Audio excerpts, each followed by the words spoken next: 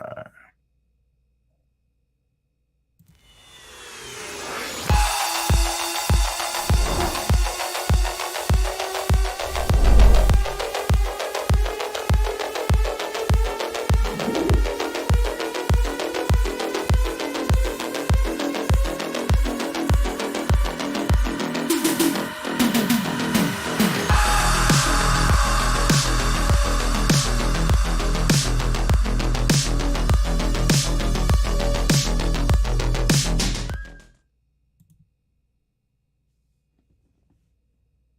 Hello and good evening. It is BRAP.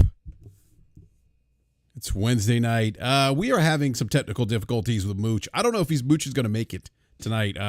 He can't hear. He can't. We can hear him, but he can't hear us. I have no idea what's going on. I think Mooch has a fancy situation going on with his setup. I don't know what's happening. So hopefully Mooch joins us. But we do have the great B Money 101. We'll be joined by Game Logic as well. Game Logic's going to be filling in for Mr. Slow-Mo Backslap, who's not feeling well tonight. And then there will be no Eric Jackson, as he is no longer part of the show. That makes me very sad. Big shout out to you, though, E. We miss you, man. And then, I don't know, Forte? I don't know where Forte is. Forte may or may not make it. He is like, I don't know.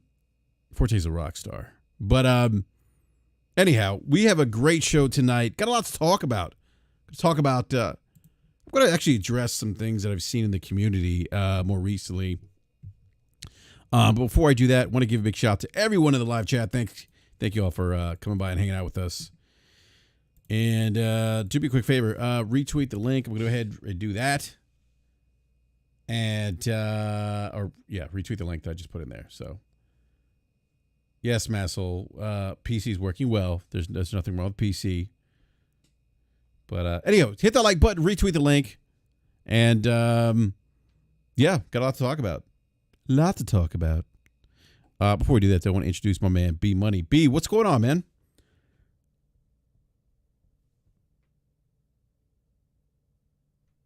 Did we lose B? Oh no, I'm here. My bad, man. You know. Was watching the game. I just went to commercial. My bad, man. No doubt. But I'm doing great, man. It's another great Wednesday night. Happy to be here. I feel like I haven't been here for a while. I've been rather busy with real life stuff, but I'm glad to be here. A lot of gaming stuff we can get into tonight. So let's get to it, man. Oh, absolutely, man. No, it's it's great to have you back on, man. We missed you last couple of weeks. I know you popped in last week for a little bit. To say goodbye to Eric and everything. And E, we miss you, man. I don't know if you're listening, but we certainly miss you. And, crazy to say we'll probably have you on as a guest at some point. But anyhow, as I mentioned, Mooch is having some technical difficulties. So I don't know. I got to send him a DM. I don't know what's going on with him, but we'll figure it out. But look, obviously there's been a fallout since the announcement, B-Money, that Starfield and Redfall has been canceled. Look, man, I got look, you and I have been around this community for a long time, Big Money. You're one of the OGs in the Twitter, or not the Twitter space, but Twitter gaming space, but in the podcast space, right? With Tick, with the Inner Circle podcast. I mean, you guys had, a lot of people on the show, right? Phil Spencer. I think you guys were like the first ones to have Phil on, right? We were. Yeah, Phil Spencer, who else? Jeff Keighley. Did you guys have Albert Pinello on? Yes, we did. What was his title at the time? I don't know, man. That was quite a long time ago. Was it like was it marketing or something? He wasn't over marketing, I don't think, because Aaron Greenberg was still over marketing when we had him on the show. But Albert Pinello was definitely up there. I can't remember his exact title at the time. He was definitely talking some crazy stuff, by the way. Yeah, Ken Love, we had a little bit of everybody, man. A little bit of everybody. Yeah. So, hey, Mooch, can you hear us? I can hear you. Everybody sounds phenomenal. Oh, I sound all right. Yes. Mooch. Oh, my, you made it. Listen, sometimes you got to put a different hat on, Brap. You go from podcaster. Sometimes you got to just do what you got to do, and you got to get down there. You got to get in the weeds. And I legitimately fixed this problem. It was a very simple problem, but you got to troubleshoot. Yeah, I get it, man. You gotta throw your tier 1 tier 1 support desk hat on. I get it. I have a hat here with a small little funny, flashlight man. on top just for that purpose. Absolutely. Yeah, Mooch, by the way, you do sound like Mag. Mag sounds like Mooch, but I was confused last week. I have I thought this was I thought you were Fonz. I don't know what's going on. Everyone's getting us all confused. I don't know what's happening. I saw nothing like Jay Fonzarelli. It's funny, people say that all the time. Like, oh, you and Jay Fonzarelli sound like. We sound nothing. His voice, Jay Fonzarelli has a deeper bass to his voice. Well, I think I have a deeper bass voice than Mag, but people say that we sound similar. I think it's the mannerisms, or the cadence, maybe the cadence, the excitement. Yes, I like your terminology better, Brap. That's outstanding. Yeah, Jay Fonz's like, hey, I'm Jay. Hi, I'm Jay Fonzarelli. I can't do it, but it is. Hey, tough. I'm Jay Fonz. Shout out to Capone. Great to see Capone here. Yeah, what's up, great, Capone? Great chat, ready to go. Absolutely. Yeah, no, we're ready to go. And, I was kind of, by the way, Mooch, welcome back to BRAP, sir. Great to have you on, man. Yes, no, it's great to be here. Great to be here with you and B Money. I will say this, I didn't get a chance I did watch the show, but I want to say shout out to the great Eric Jackson. Eric will always be a part of BRAP, as I know you know this all too well. So yeah, but just great to be back on BRAP. No, it's great. And I'm looking forward to Friday, man. Crossfire. It's good. It should be good. It should be good. Last week's Crossfire, excuse me, I'm drinking. Drinking water. I'm not drinking. I know. Yeah. I just want to make that clear. If someone's gonna be like, "Oh, it's Henny BRAP." No, it's not. No, that BRAP doesn't really do that on podcasts anymore, for reasons. No, it's gonna be. I thought Friday's Crossfire really was great. I want to thank everybody. A lot of people that are in the chat here, I'm seeing, are over on Crossfire as well. So thanks to everybody that's there, and thanks to BRAP for being a big part of it. We had B Money on recently as well, which is outstanding. Just it was a good show. I really enjoyed it, and I'm looking forward to this Friday. We'll see how news. Not a lot of news. I think you'll even get into this tonight, BRAP. A lot of the news that is this week is kind of community driven. Yeah, I was gonna say I got community news, and that's what I was leading with B Money, because B was part of the Inner Circle podcast, and we were kind of we were discussing some of the guests that they had on, like Phil Spencer. Yes. Albert Pinello, they had a lot of people, right? A lot of people. The one thing that I'll say about Tick is that they never, even though Cal and was very, very pro Xbox, right? He didn't. You guys, B Money, you guys didn't really do some of the stuff that I'm seeing right now, right? You know what I mean? You know what I'm talking about, B? Like when I say doing the stuff, you guys weren't overly damage controlling things, right? You guys weren't going to the defense of corporate head figures, right? You guys never did that stuff. At least I'm not aware that you did. But would you say that's an accurate description of your time at Tick, B? Totally accurate. Yeah. We called him out plenty of times, and I think that's probably one of the reasons why everyone from the executive staff at Microsoft respected the show and actually listened to it. So, it's not a good look if all you do is want to wave the green flag. You got to be able to criticize something you love as well. Those are facts, B, and that's kind of what I was leading to. So with the fallout of Starfield and Redfall being, I called Redfield the other day. I combined the two games. Yeah.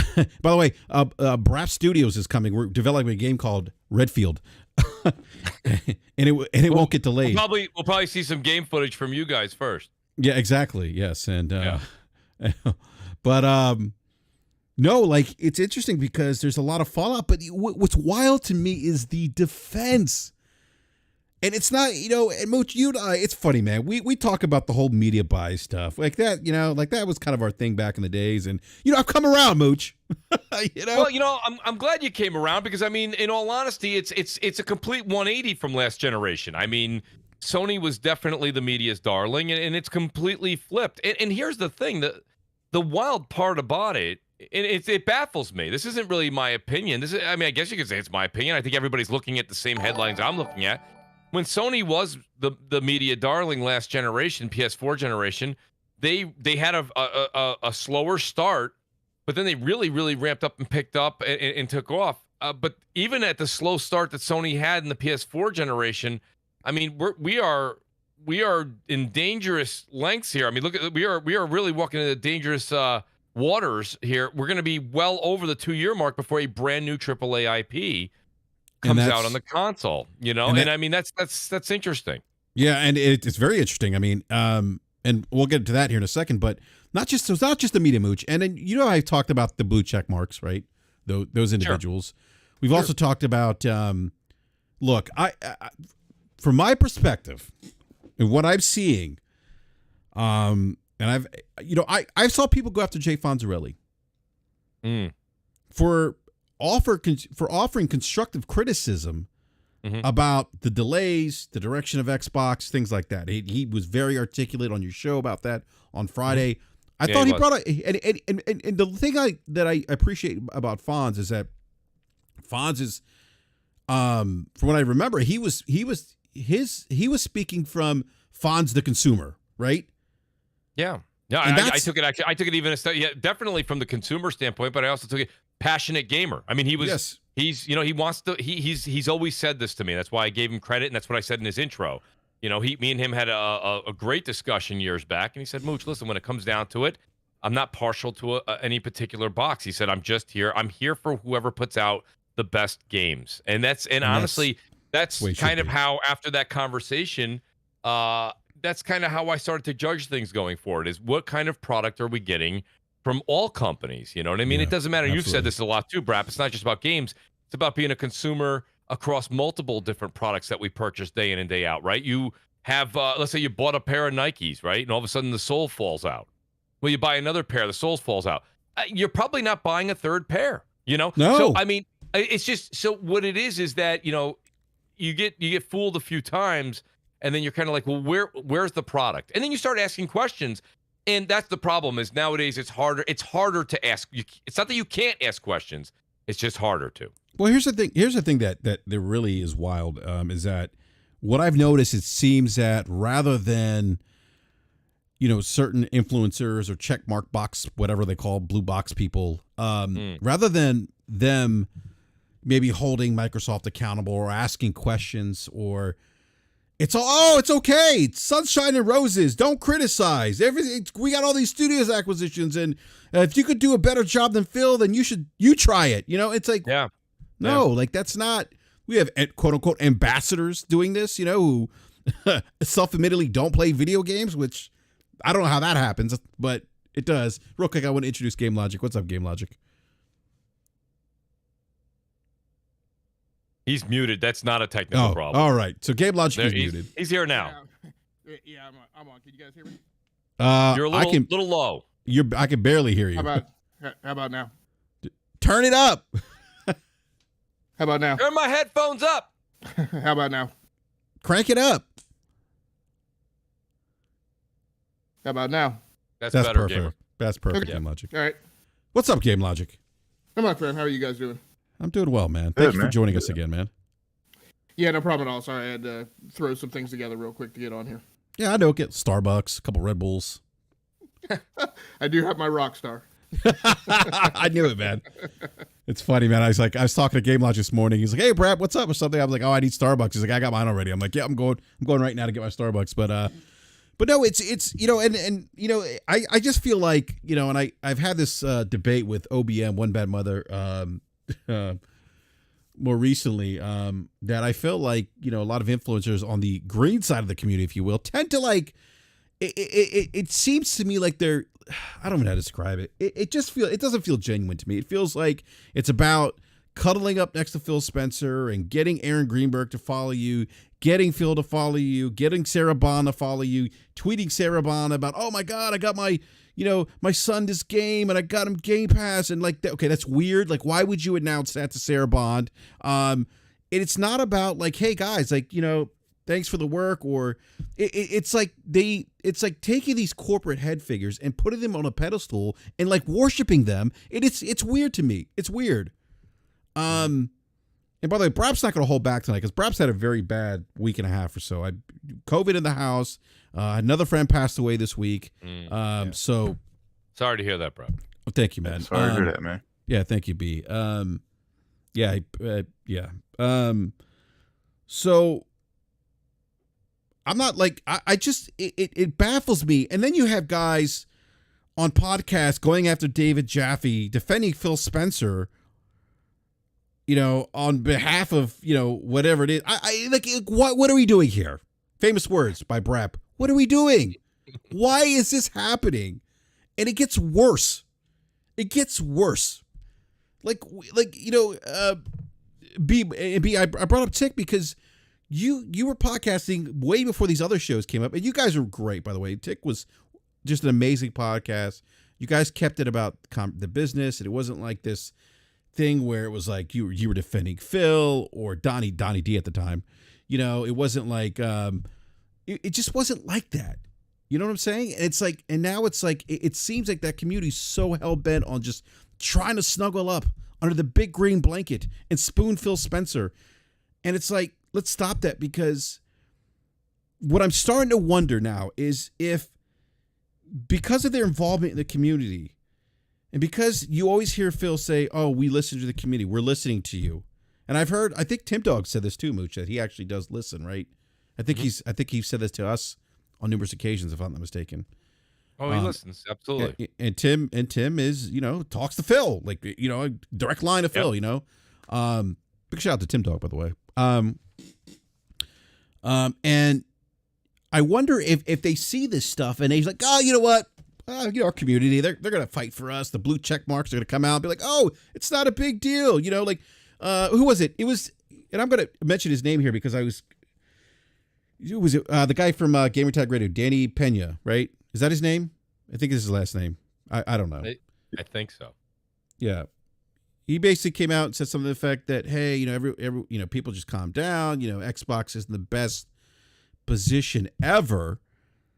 He's like, I've been on the platform for 20 years. Of course, Brat chimes in. I, retweet. I'm like, hey, I've been on the platform for 20 years too. I was also an Xbox Live beta tester, I might add. You don't say.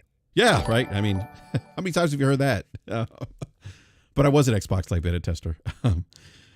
Day one on the platform, Halo. By the way, Game Logic, we got to get back on Halo Infinite, man. We've been slacking the last 2 days. What was I going to say?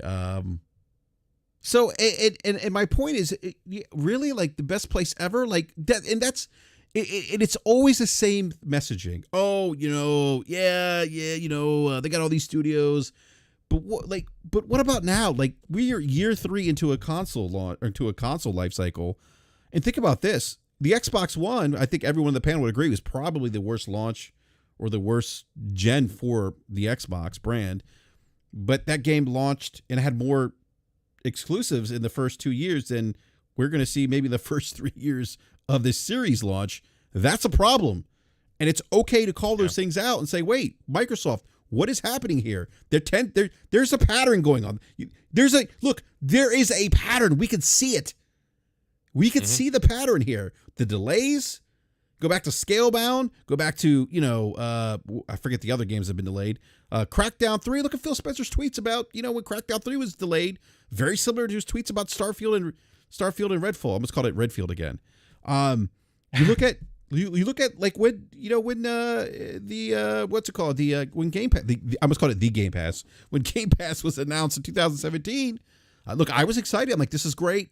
I'm gonna get games in a service. I was thinking games day and date. I was thinking AAA games. The Halos, the Forza Gears, whatever. Plus whatever else they have. This is gonna be great.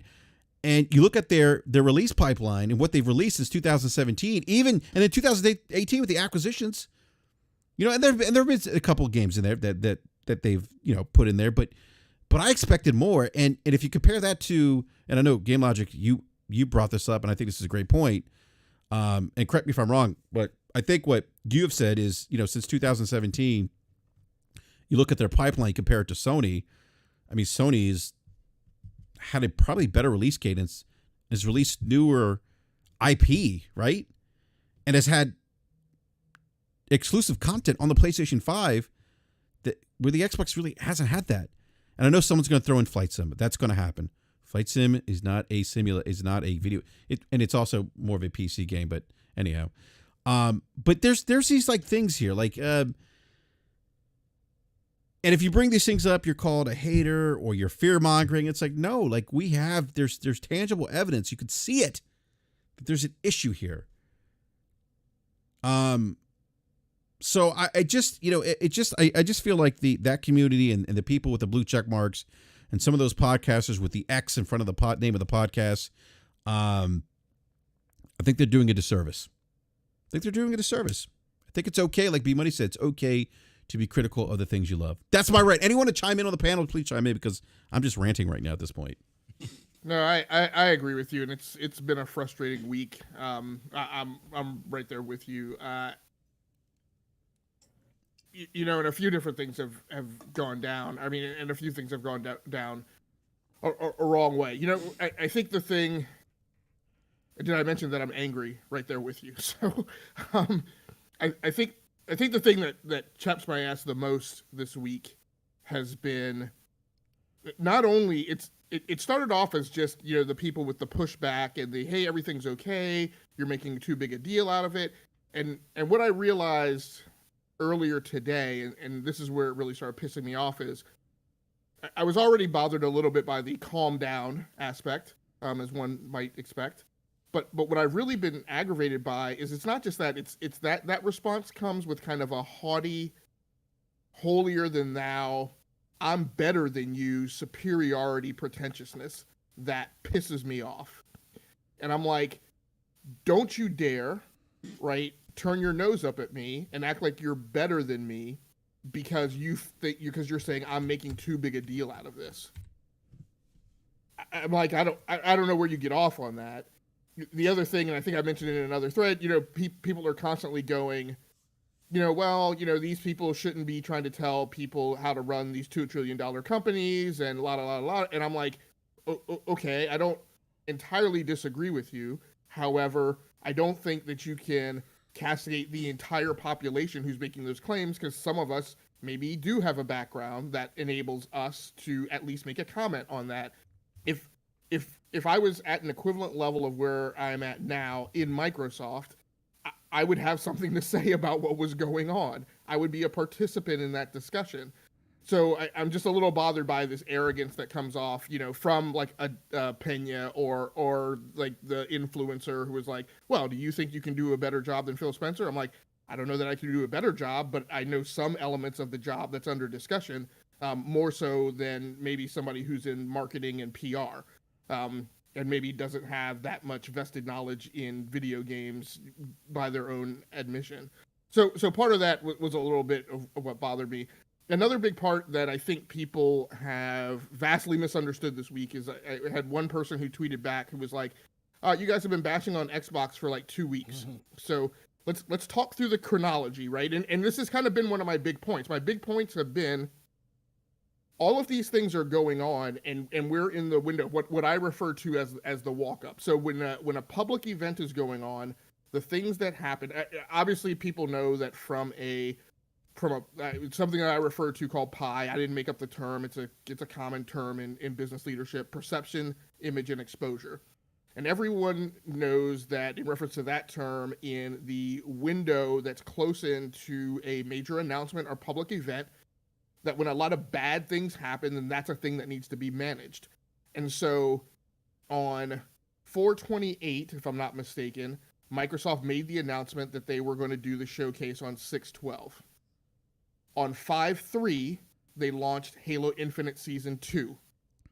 Not successfully, I would contend, or at least in a way that made that a message and that an image that now needs to be managed, right? It was not a good look. Then on the weekend of 5/6 through 5/8, Mother's Day weekend, they had the network outage, service outage, DRM problem, whatever it is, but was yet again another bad look that now needs to be managed. Then, coming out of that weekend, after a number of photographs came out in a series showing everyone in what appeared to be happy state, from Phil, I think, visiting the Starfield team or at Bethesda.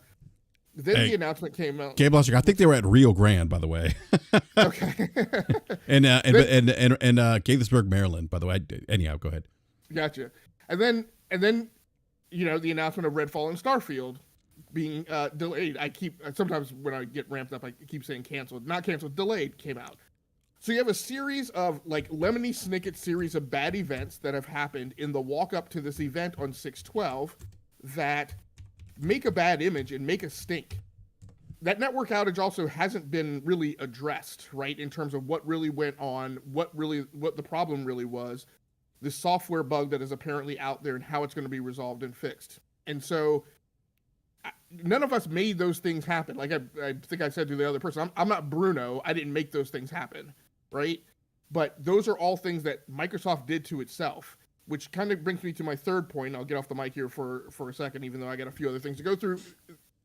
Part of the problem with the production of the pipeline is that they have, I won't say anchored themselves, but they have made the notion of Game Pass and subscription and software as a service, they have made that part of their strategy.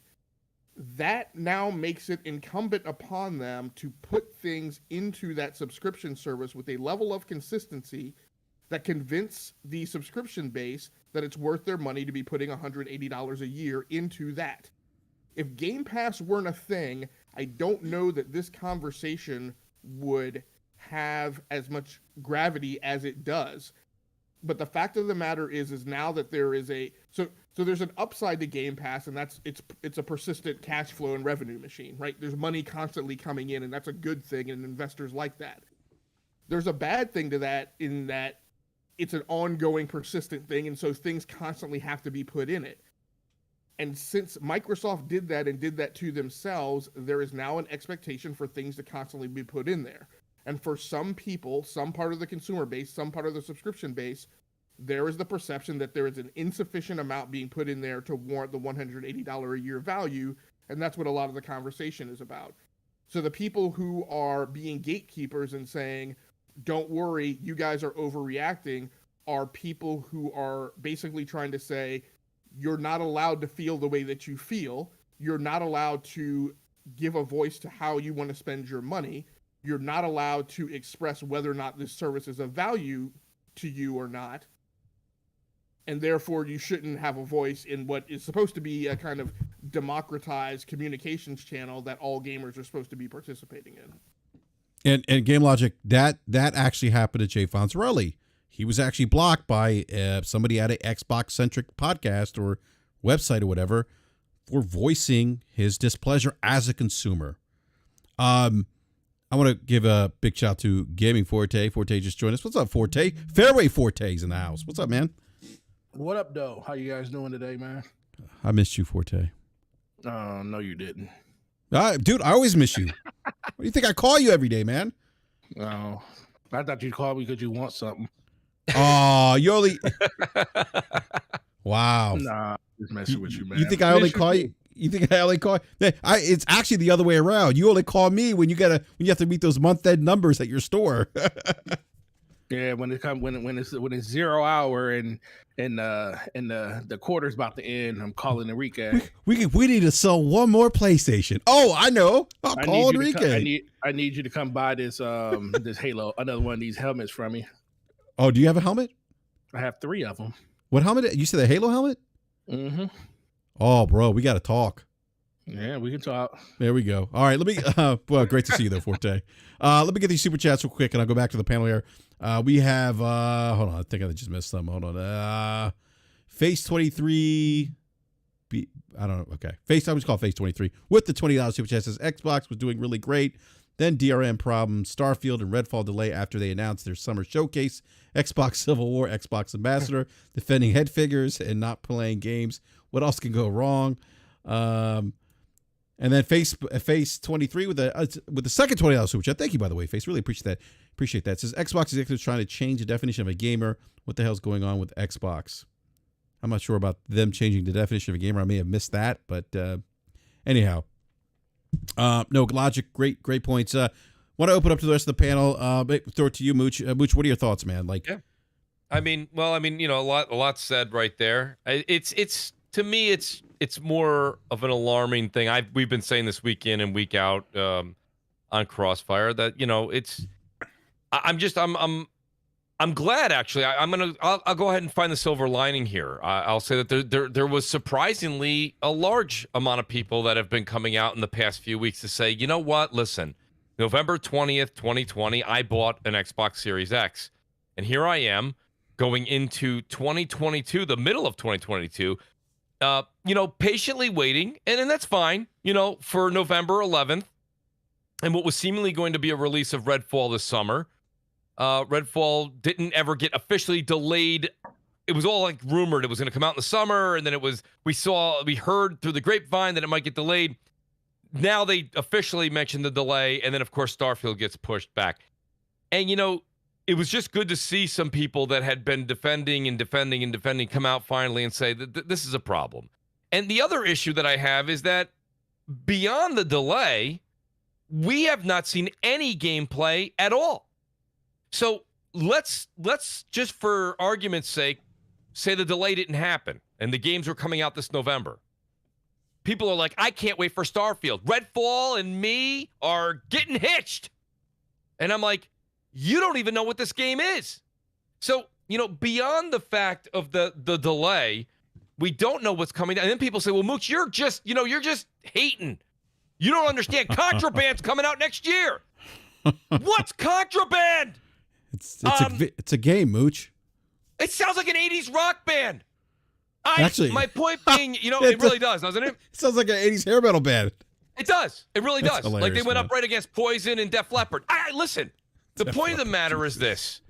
I just don't know what any of this stuff is. They haven't shown us. And I know, wait till June. I got it. Listen, guys, I've been following and covering the Xbox, what was E3 show, and now whatever E3 is not an E3 anymore, whether it be the showcase or whatever we want to call it. I've been covering this thing since 2013. We've always been waiting for June. It doesn't matter. Wait for E3, wait for June. We've been waiting. And the great Tom Petty said it. The waiting is the hardest part. And I think a lot of people right now are just kind of fed up. And I think that everybody has a right to voice that opinion. And when you look at Game Pass has a major sales pitch. The biggest sales pitch, right, for Games Pass, shout out to DC, is the first-party AAA exclusives. All the indies that are in there or games that came out 2 years ago that they got a deal and they put them in there, that's nice. It's nice. It's padding. But the meat and potatoes is legitimately the first-party Microsoft exclusives. And think about it. Through the course of at least the last 2 years, and if you've been a Game Pass subscriber for 3 or 4 years, keep tallying. But for at least the last 2 years, you haven't gotten a new AAA game in there yet. You've gotten Forza Horizon 5, which I don't like driving games, but I'm not going to rain on someone else's parade. If you've got 75,000 hours of logged in time with Forza Horizon 5, I tip my cap to you. But that's that game. Okay, it is what it is. And then you've got Halo, which kind of came out, a bit half-assed. And it's fine. I understand. And even BRAP and Gamer IQ, I see you guys online. If you're enjoying it, I'm not going to ruin your time. I'm not. But the multiplayer is polished. It plays well. But it's very, very, it's underwhelming. And the single-player campaign I beat, and it's just a very empty world. And the tasks get very repetitive. All games get repetitive to a certain degree. But when you're repetitive on the third mission, sometimes there's a problem. And so if you've been paying for Game Pass or Ultimate Game Pass, let's just say from November 20th, 2020, let's not even count the other years that you've been paying for it, waiting for a new AAA game. You as the consumer have been shelling out $10, $15 a month. And you're not getting what the big promise is. It's like if you went to a steakhouse and they charged you $100 for your seat, and you're like, listen, it's a little much, I know, but I'm going to get the best steak in the house. The best. And the absolute second you sit down, they hand you a dessert menu. Where's the steak? I paid $100 to get in here. We're going right to the cream puff. Come on. Listen, my point being is, I understand. I get what's going on, but you have to look at it from a consumer standpoint. I'm hungry. Leave me alone. He You know- said, wait, Mooch, you said they went straight to the cream puffs. You know? So, Well, I mean, you guys do the math, $180. And now it's going to be 2 full years you've been paying $180 for Ultimate Game Pass. Well, And you don't have a game. That's what Fonz was kind of talking about, too. That's Well, what I mentioned, too. That's That's- just that's- business. This It's is just history. you know? Go ahead, B. History repeating itself. This is history Absolutely. repeating itself. That's why I sit back. I enjoy the theatrics. I enjoy the entertainment because this is history repeating itself. This is the same exact thing that happened when the Xbox Series, whatever Xbox One X came out, and then there's no new games to promote the system. We were all blinded by what Game Pass was going to be. Everyone was excited. Oh, AAA games coming in here for one low price. Everyone got super excited, and then we waited, and then Microsoft announces a new system. No new games to play with it. Hey, we got stuff in Game Pass. Go ahead, sign up for Game Pass. There'll be games in there. We'll have indie games and third party games, and we bought all these studios, so we have a plan to release a AAA game every quarter, and that still has not happened to this day. This is just history repeating itself. You know what I mean? So now we've waited 2 years again after another console has come out. There's been very few AAA games from Microsoft that has hit the service. And we just got an announcement of 2 games being delayed. And there's nothing else in the pipeline this year. There was nothing at the beginning of the year. So they ended the year last year with Forza and Halo. There's been nothing substantial, basically the first 6 months of the year. The games that we thought were coming the rest of the year have been delayed. And now we have to wait till June to see if there is something that's coming. The rumors are that there's a Gears collection and probably another Forza game. So again, we're back to Halo, Gears, and Forza. And nothing else to talk about until 2023. So we're going to go 3 holidays with this console. Not much to speak about. And still go in your pocket for Game Pass. It's repeating itself. And B Money, to your point. And what's interesting is that now they're not like in this. They're not giving you. I mean, think about this. There was no like launch game with this console. When has that happened? Never. Never. That's never happened. And 3 years now with any killer app. That's never happened. And now. Hey, big shout out to them. Reoccurring revenue is great, man. Like it's that old gym membership. We'll get you in for $10. You want to lose weight? Month 2 comes, you're not going to the gym as much, and they're still getting money off of you. They're not releasing anything. They're still making money off of you. I mean, that doesn't apply to everyone, but I would say that's probably more for what my experience with Game Pass is. But go ahead, B.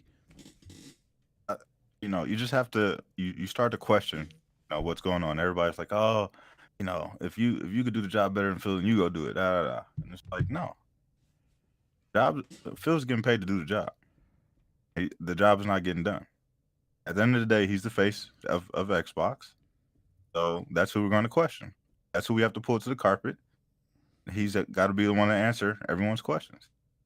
So when you look up and you've gone 3 years and you've been paying your $180 a year, and you're not happy, that's who you pull to the fire. And if you feel like he's not doing the job for you, or not, satisfying you as far as you being the consumer and you putting your dollar out there, then you have the right to speak up about it.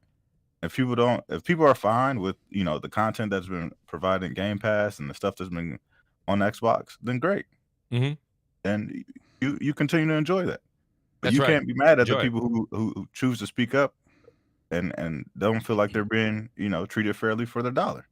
Yeah, I mean, listen, when we said it on Crossfire, we said it before. It was right after the Video Game Awards when they presented the Xbox Series X for the first time. We did our general initial thoughts, and BRAP, you were on the show. I said, okay, the design, we're all past the design now, but I said the design looked okay. I wasn't thrilled about it. But I was a little disappointed to see that nothing was done with the controller at all. The UI is the same.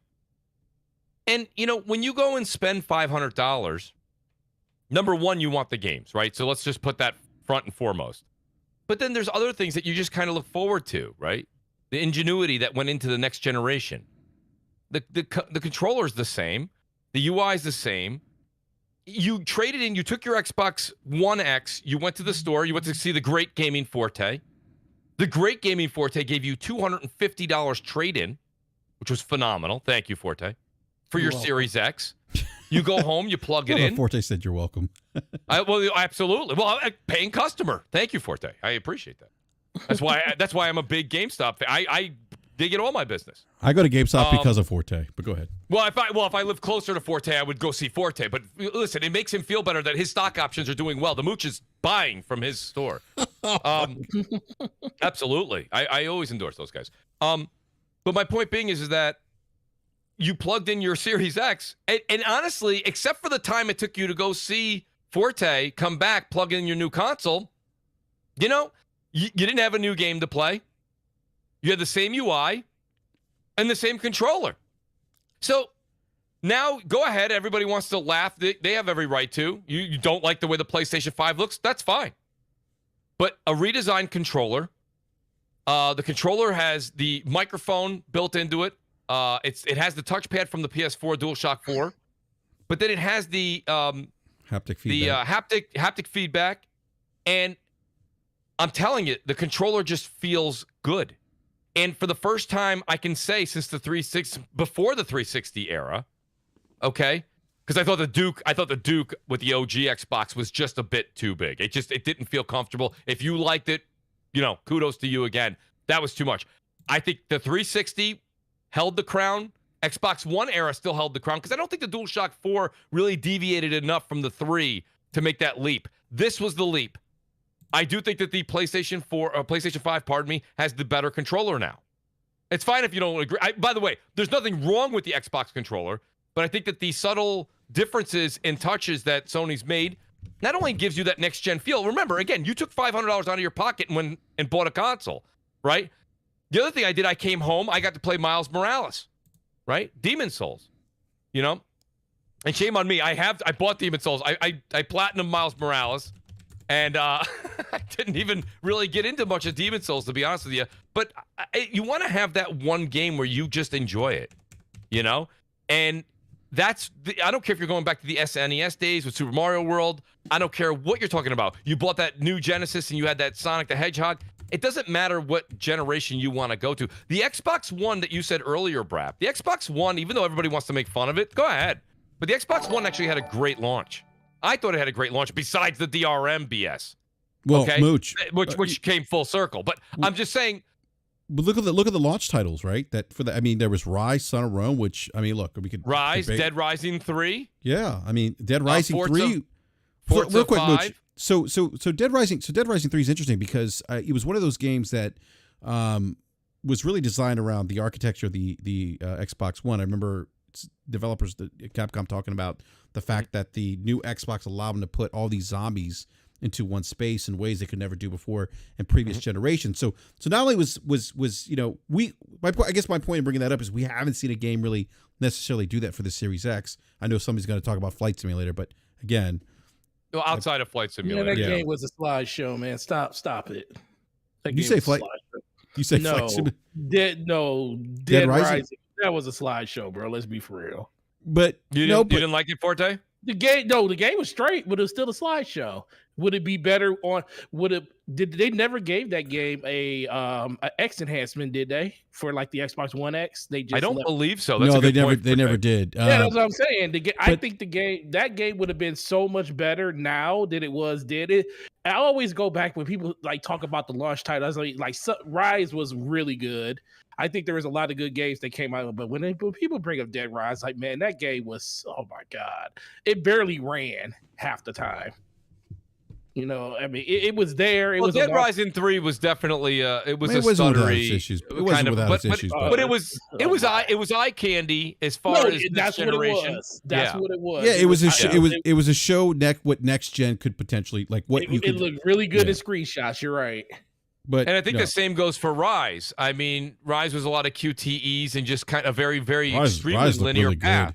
But it was gorgeous. But that game was beautiful. Oh no, it was gorgeous. It was. It still holds up today. It does. and it was only 700p, I think, at the time, right? Yeah, I remember that. Shout out to People were the folks at Crytek, right? Yeah. Yeah. People But, still using what's that game that keeps coming out every couple of years and everybody keeps using it as a PC spec to check it out. You talk about Can it run Crisis? Crisis. Can it run thank Crisis? you, Crisis. I mean, listen, they those folks over there know what they're doing. Yeah, but my point is that they had, that's what I'm saying, they had launch titles, right?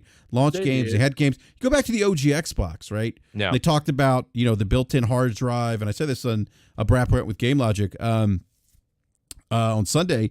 You go back to the marketing of the original Xbox console, the built-in hard drive. You could rip your own custom soundtracks and listen to them while you're playing in game, and they had content that would utilize those features. The built-in hard drive. The Elder Scrolls Morrowind could only run on the Xbox One because it was the most powerful console at the time, and because it had a built-in hard drive. We've heard a lot of marketing from Microsoft about how this thing eats monsters and et cetera, and here we are, year 3, and they may not even release a first-party AAA game this year. They may not even release in its first 3 years that killer app that really shows you, wow, now I understand what they're talking about. Now I get it. They had Halo, the OG Xbox. They had Elder Scrolls Morrowind. They had Ninja Gaiden. I remember Itagaki-san talking about the power of the original Xbox and how his vision for Ninja Gaiden couldn't happen on the PlayStation 2, and the PlayStation 2 console was inferior. And Ninja Gaiden came out. It was this beautiful game. Beautiful. I have a question. So how did they hit 30 million? Who hit 30 million? How did they get so many? It's just, what is it? What did they announce? 25 or 30? I can't remember for Game Pass. Oh, for Game Pass? Yeah. What did they hit? 30? They hit no. It's like less 25 than, or 25. How did they hit? So how did they hit 25 million? So I think the way they hit that, the way that they hit that, and I think, and actually, Brad, I think you should get the $20 freaking super chat that you got. Yeah, let me get that real quick. Yeah, because big money is rolling through here. Big money. Hold on just a sec here, because there's another super chat before that. Like Tactical Gamer with a $5 super chat says, I would like to add, since 2019, Sony's released approximately 50 games between first-party, second-party, indie, and third-party deals that aren't on Xbox. Thank you for that, Tactical Gamer.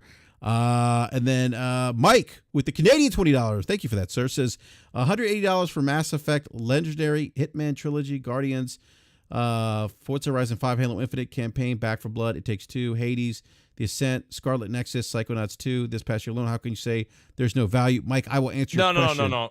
The thing is, let me. You know what it is though, Brap? I gotta answer Mike, because okay, go ahead, man. Nobody is saying that it's not value to you, Mike. Okay, and I say this all the time, and I don't know if people really truly understand it. Value is in the eye of the beholder, and let me explain what that means, and I'll kind of break it down for you. I'll speak for myself. I have no interest in Mass Effect, Hitman, at all. Forza Horizon 5, Halo Infinite, I'll give you. Back 4 Blood was horrible. It Takes Two, good game. Not sure it's worth $180. Hades, I love. The Ascent, Scarlet Nexus, and Psychonauts 2, niche, and nicher. So, you just made up a word, Mooch. I certainly did. So wait, and Mike, by the way, that should be a T-shirt. Niche, I am not taking away. Niche. I'm not taking away anything from Mike. I'm sure if he loved every one of those games, he got his Game Pass worth. Here's the problem, Mike. What do people say all the time? Oh my God, and you see it all over the place. I've got such a backlog. I got so many games. If I put them all on my back, I can barely make it over to my couch to play these. Okay, so everyone's got a backlog. There's new games coming out all the time. It doesn't matter what we're talking about. Even this past week, okay, you're talking about the Evil Dead game came out. You might go, that's not for me. Well, if it was in Game Pass, it would have been on this list. So my point being is this. There's new games coming out and releasing all the time now. We have a backlog, right? So all the games you bought and this and that, plus the games that are coming out down the pipeline, who's got the time to play all these games you're talking about? Like, that's the reality here, okay? Everybody on this panel has a job, family, things to do. We play the games we want to play, Mike. That's the thing I'm trying to get through to a lot of people. Okay, I'm currently playing Blood Hunt. I love Warzone. And those are battle royale games. They take a lot of my time up, And now I platinumed Horizon Forbidden West. I wanted to play that game. I platinumed It Takes Two. And now I'm playing through Dying Light 2. And when I get done with Dying Light 2, I'm probably going to go to Ghostwire Tokyo. And Mike, I got to tell you, it's going to take me a while to get through that. Okay? Because unfortunately, I don't have 16 hours a day to game. So do I need to have 250, 350, 450 games in a catalog digitally on my Xbox to make me feel better? No. Plus, not to mention, Psychonauts 2, The Ascent, Hades right now, It Takes Two, Back 4 Blood. You get those games on the dirt cheap. Dirt cheap, and you can own them. Not like you go to turn on Game Pass one day and poof, they're gone. So, that's what I'm trying to say here. It's time versus money. If, again, and if this is something Mike loves, this is not really just for Mike. This is me explaining it for myself, and I'm hoping a couple of panel members are kind of nodding their heads saying, I kind of agree with this. You only have so much time in the day. You also have the favorite games that you want to play. Maybe you have games that you're continuously playing like a Destiny. Let's say you're a Destiny guy like Forte. That's a part-time job. Okay?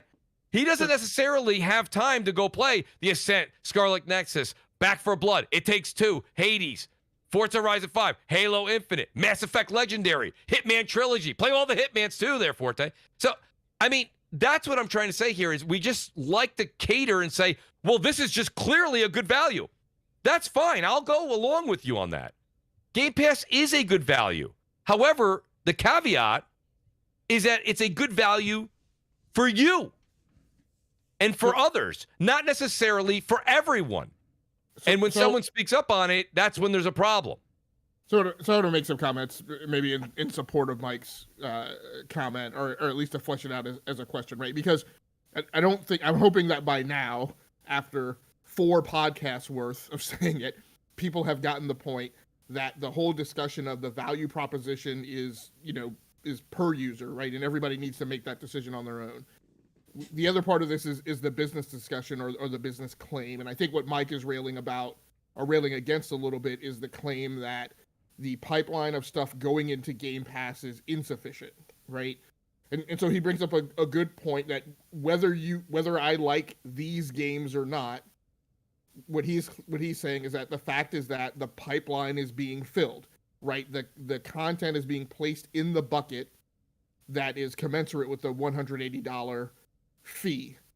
And that's from a business perspective. So Microsoft is whether or not they're buying the content and putting it in or developing the content themselves, they're putting enough in the bucket of Game Pass. And Mike, while I think that's a good question, and that may result in a different business assessment of what's going on with the Game Pass business model, I personally view that as that it's still problematic for me from a position of where Microsoft is and what their positioning is, because of what the value proposition of Game Pass is supposed to be, or at least I think it is. And again, this gets into kind of a muddled gray area where there's a little bit of personal perspective and a little bit of business assessment. Kind of back to what Mooch was saying, right? I think that the attractiveness of the subscription is there's a part of it that's around backlog, right? There's a part of it about, and I say it myself too, there's a part of it that I'm like, hey, there's going to be stuff that goes in there that I never got around to, right, when it came out. There's going to be stuff in there that, just to put it in Metacritic terms, just because it makes it easy for people, there's going to be stuff that goes in there that is the 70 to 80 score level game, right? Whereas I typically play an 80 level game or above. That's what I personally have time for and what I tend to spend my money on.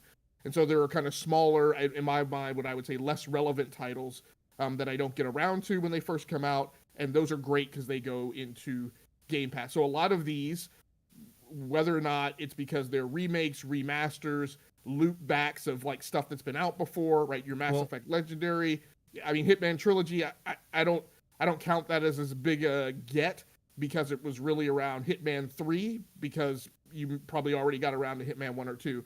So again, I think there's a discussion in some of the examples that you've pointed out, and I agree, Back 4 Blood I think was not as well as some people rated it. I kind of feel the same thing about Blood Hunt 2, but I'll come back to that, Mooch. But at any rate, I I don't know that this is a bucket of stuff that is Blood Hunt wasn't even rated well. I just happen to enjoy it, but that's a me problem. Right. But when Mike writes in here, he goes, the delay. This is the problem, Mike. See, you're not.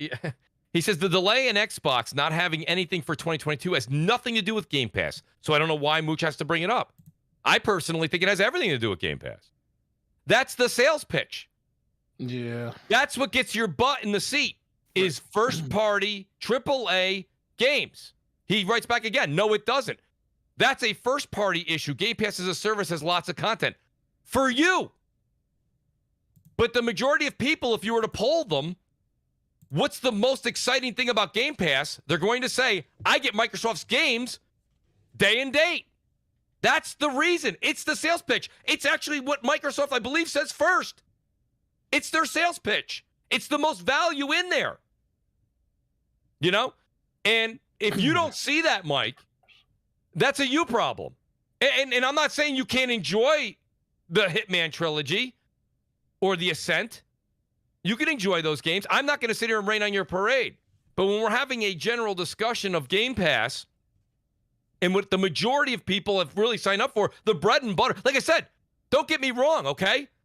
The calamari's phenomenal before dinner. Oh, God. I absolutely can't wait, right? I can't wait for dessert. I love the wine list. But I go to the steakhouse for the steak, Mike. So you can't sit there and tell me that I go to the steakhouse for the steak. There's no steak. Hold on. I'm glad I ate already. Mooch, BRAP may go to the steakhouse for the steak and the wine, by the way. Well, I got news for you. That's fine. You gotta have a nice wine with the steak. But absolutely. You know, facts be. It's funny because you see that there you go. So you got Eric the Red. He says, get Mooch off the podcast. You know, that's the problem. Nobody wants to BRAP, it goes back to what you said when you started the show. Nobody wants to hear the problem. They don't want to hear it. That's fine. And that's a weird take to ask someone to get off the podcast for. Anyhow. Oh, it's okay. I'm numb to it. I'm numb to it. That's just weird. Yeah. Forte knows. Absolutely. Yeah, so go ahead, Forte. Let's okay. So let's put some stuff in perspective here. Mike has a point. Mooch has a point. But I think the biggest thing is you have to kind of put everything in perspective to like where we are in the state of the conversation that's going on. Xbox made a promise about first-party games going into their service. People didn't subscribe. Like, as much as people may want to think that they subscribe for all of these extra games, the thing that got you excited was the fact that Microsoft purchased all these studios, and you know that they're going to show up with games day and date inside of Game Pass. The reason people are excited for the acquisition of Activision is for the promise of all of those games, Call of Duty included, showing up inside the Game Pass at some point, day and date when it releases. That's the thing that kind of frustrates people at this point now. It's not to say that all the games that you named inside of that post doesn't bring value. It's supposed to be the supplemental value to the main courses that you get. Absolutely. And some of those third-party games are main courses. I do agree. Mass Effect came like 6 months after it came out. Scarlet Nexus came like a month, like 2 or 3 months after it came out. Where some of these games were very, very still really, really early in their lifespans as games that just released. So I do agree. I think those games do have their places, and they have value. Absolutely. A lot of value. And I think people sometimes don't think that people really value that opinion of it. And I do think it kind of gets glossed over.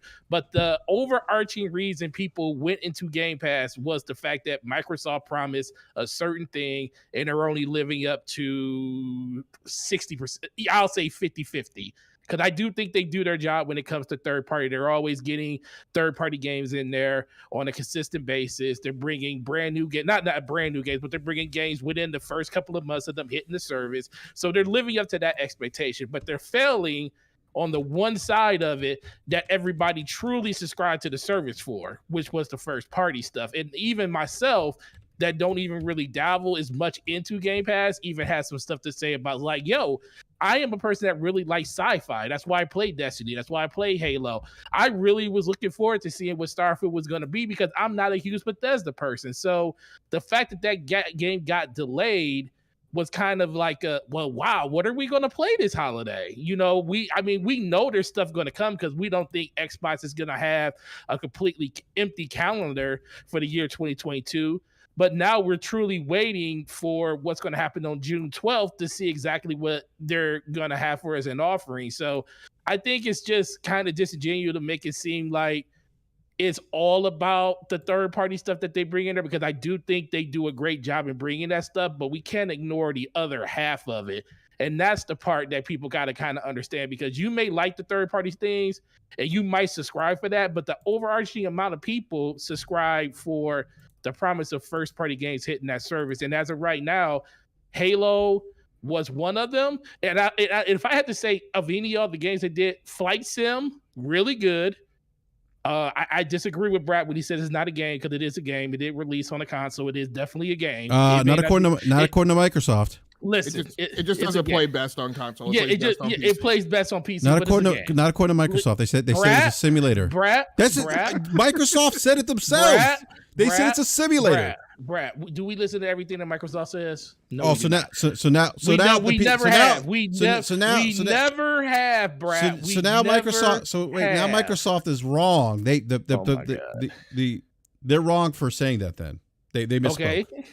Okay. So wait. So when I forget, the studio came out talking about when certain games started out as DLC for PlayStation, then they said, oh no, this is a full-fledged experience. And then we start arguing the fact, well, they said it was DLC at first. Well, no, they also said that it was a full-fledged experience that they crafted because the game got bigger. So are we going to believe what the devs said first? So what aboutism? Let's stick to the topic.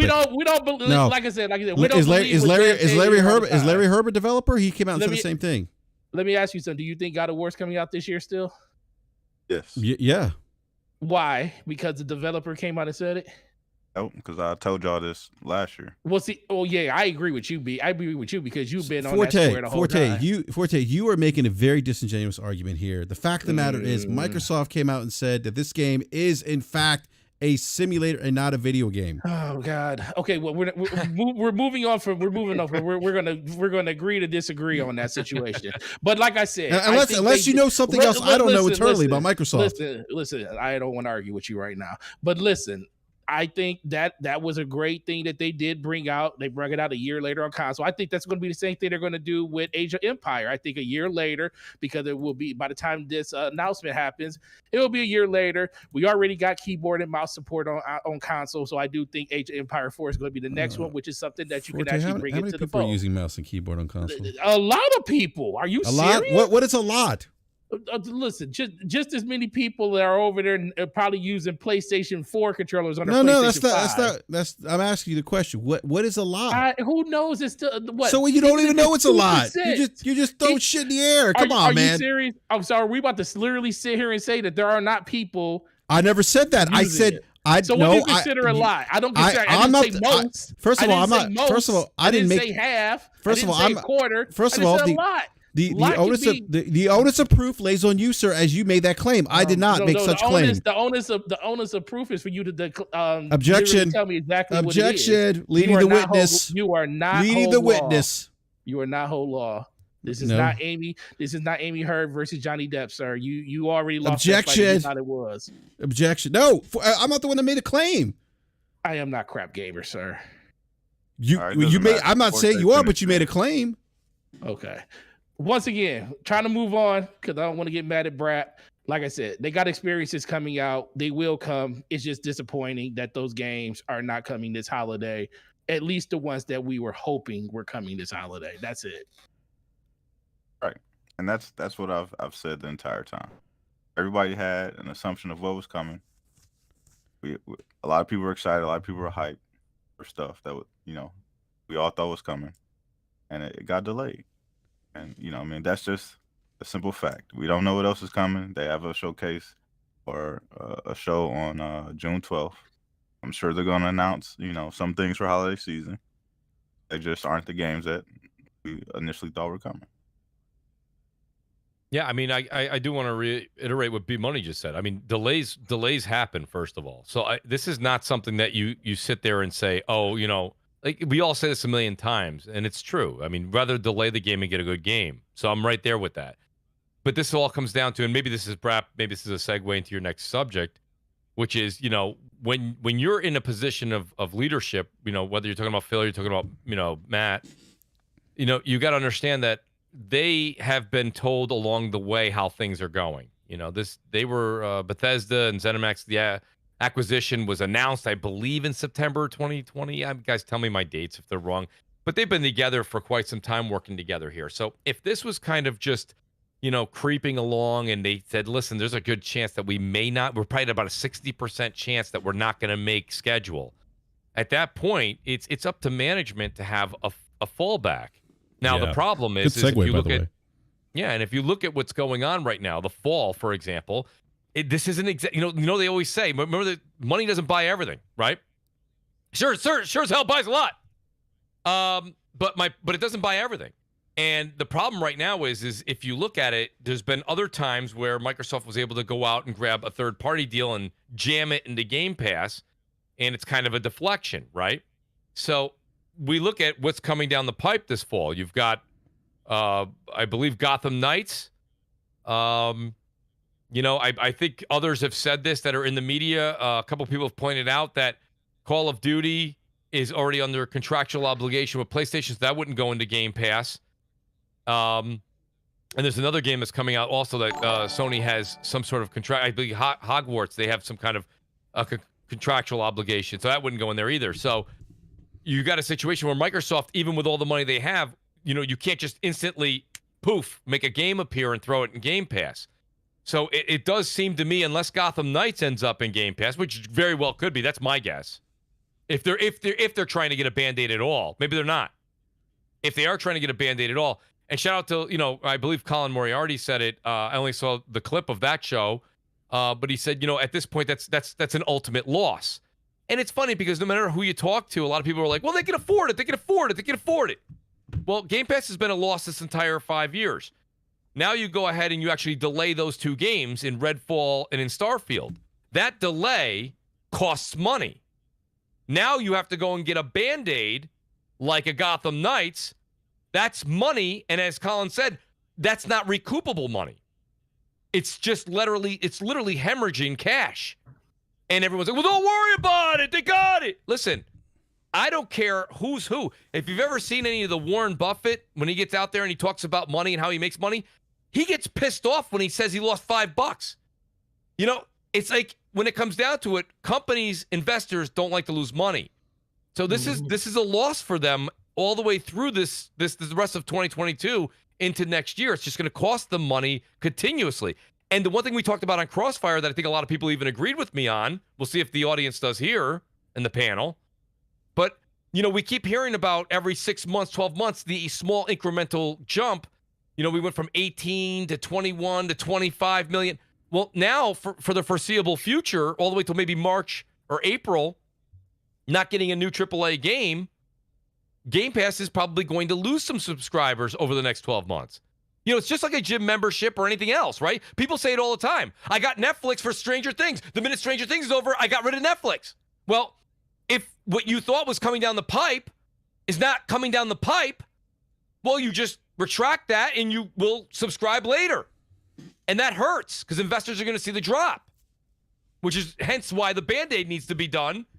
But the Band-Aid costs money. You see, it's a loss no matter how you look at it.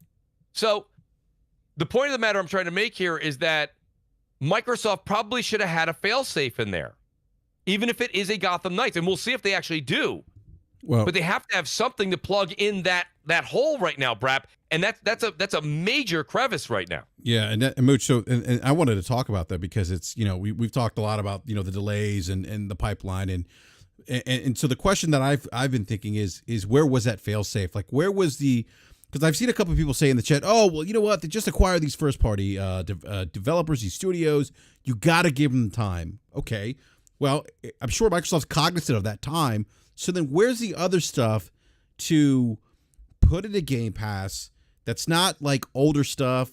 I'm talking about new releases day and date, because that to me, that was the enticing pitch to me with Game Pass. Mike, I think earlier mentioned a bunch of games that released at Game Pass. Pretty much every game in that list that he mentioned, I had already played. I really didn't have any interest in playing the Mass Effect trilogy because I played it, the 360 generation and beat all Mass Effect 3. Mass Effect 2 is the best of the three. Played Hitman before, played Scarlet Nexus before. So most of those games I had already played, and they had made it their way to the service. So, where is that? I guess that foresight to think, okay, we know that these games are going to take 4 or 5 years, 6 years to develop, right, or to come to fruition, right?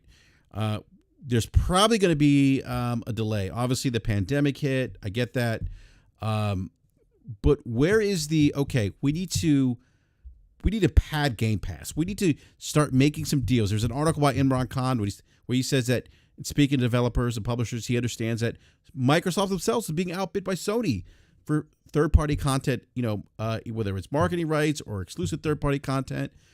So that's my question here is, where was that foresight? And I'll go to you, Game Logic, because you've talked a lot about the pipeline and some of the conversations I had with you. I mean, are you surprised that they didn't have anything lined up outside of just, or maybe accounting for the time it takes to develop these first-party titles?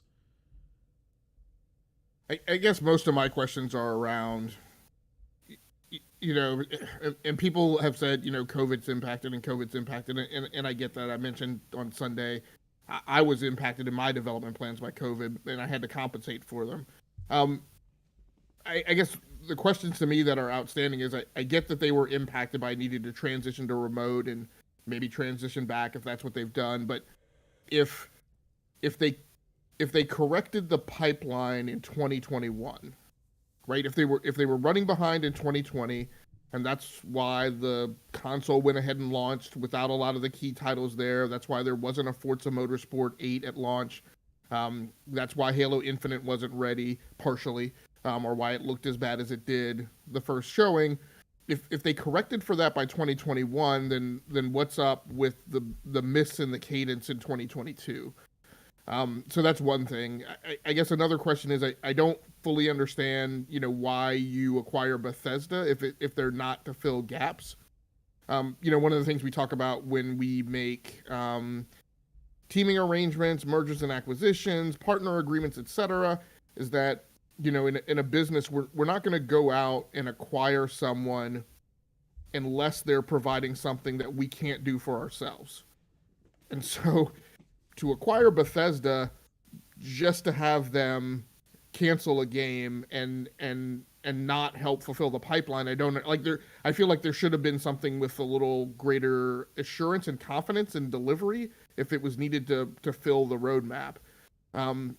So those are the questions I have outstanding. I go back to the roadmap comment, and I get that people are saying, they wouldn't do a roadmap. Again, it's something you think about doing when you're trying to run a software business.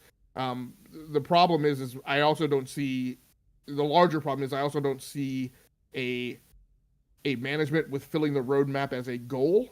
And so at some point the releases need to be up on a big chart and awareness of when they're supposed to come out with redundancy, backup, and substitutions that can be made when something goes awry so that there aren't just really big gaps, I feel like. I think all the noise from last year of them releasing the system and no roadmap being kind of put into place, people wanting to see games that they were talking about, kind of, I won't say forced them to, but it influenced them to start giving dates or windows for some of these games, because we all saw that it was kind of unusual that Bethesda gave a release date for a game that wasn't even coming out in the next 6 months when they did that a year ago. So I think part of me thinks that game, that was just a target. They was like, yeah, we're on target. We think we could definitely hit this date. But I don't think that date was ever really guaranteed. And I don't think that date would have been given if it wasn't a situation where they were in a stretch year where they were releasing a console and they knew that they didn't have any other first-party offerings to really, bolster that offering.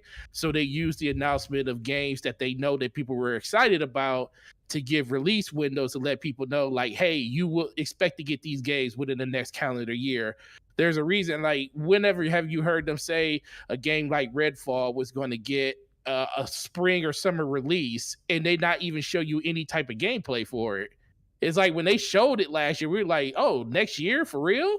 Well, if it was next year in like early middle of next year, why we get a CGI trailer? Well, people say, oh well, we can probably see something towards the end of the year at the VGAs or something about it. What happened? Nope, didn't even see it there. And that's Got typically not how Bethesda moves. it. That's not That's how what they announce their games. exactly. That's not how they announced their game. So part of me always thought, secretly, I was like, I think they just did this to like kind of ease the, give some type of, expectation to what people can expect from them when it comes to these games, because they weren't ready to talk about 80 and stuff. And it definitely bit them in the butt when it came to at least those two games. And I do think that that's kind of another reason why they've been a little bit more gun shy on showing other stuff too. Like if Forza was truly coming out, and I do think it's coming out this year, but if Forza was truly coming out this year, do you think it would be now in a month where they finally announce it? Usually Xbox gives you a good 9 to 10 months on their games. They're not like Bethesda where they want to talk about it and release it within 6 months. That's a completely different thing that they're doing now. So I think just all the conversation with the games and stuff has kind of made them gun shy. And I also think that the expectations of them trying to fulfill this service that they started, especially on the first party front, is kind of weighing on them as well. It doesn't say that they're going to change their philosophy because they're already indebted to it now at this point. They already set an expectation that they had to live up to. But a lot of decisions were made on announcing stuff, I think, before they were even ready to do it. But they had to because they had nothing else to talk about over the course of the last 2 years. Yeah. Hey, let me ask you something, B Money. Because you brought up Bethesda and this not kind of being their cadence or their behavior in terms of, announcing games releases. With everything that's happened, and potentially no maybe first party launch in Game Pass day and date this year, what do you think they need to do now? Like, what do you think Phil and company have to do? Well, the thing is that we don't know like what the rest of the year holds for Microsoft. Mm-hmm. Like we know that those games were announced previously, and we know that they have been delayed. But like I just said about Bethesda's announcement history, they typically announce their games at E3, and within the following months, those games are released. So, there's still potential that somebody like Machine Games announces something. It could announce something. And those games release, within the next 6 months or whatever. And then if you look at like just the rest of the studios, Compulsion Games hasn't released a game in quite a while. So there's opportunity there. I think their last game was 2016 or 2017.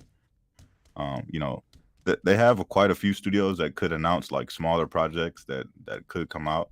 They're definitely not going to be like a replacement for, what everybody expected from Starfield.